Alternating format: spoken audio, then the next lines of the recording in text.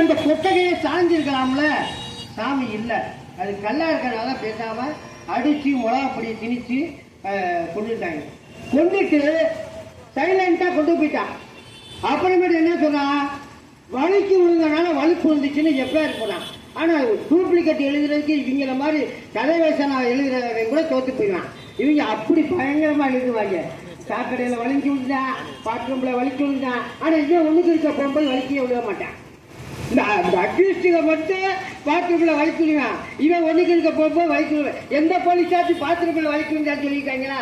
சொல்ல மாட்டாங்க. ஏன்னா அவ்வளோக்கு பக்குவமா இருப்பாங்க.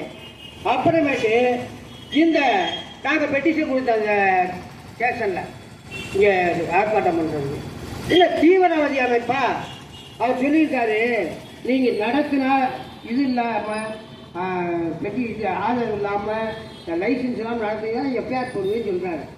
எப்பா என் மேலே என் வீட்டில் வந்து பாரு, 170 எஃப்ஐஆர் வச்சிருக்கேன்.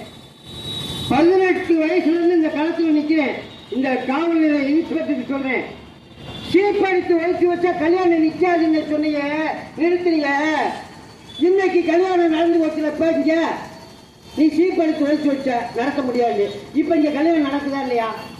இதுதான் எங்களோட போராளிகள் குணம். நாங்க மின் வச்ச கால பின் வைக்க மாட்டோம். தம்பி இங்க ஒருத்தர் இருந்தாரு, இப்ப வந்தோடனே இந்த வண்டியெல்லாம் எழுத்துவீங்க ஏட்டையா அப்படின்னு சொன்னேன். அவர் சொல்றாரு, நான் என்ன வேலைக்காரனா, நீ போய் சொல்லியா அப்படின்னாரு. ஏயா ஏன்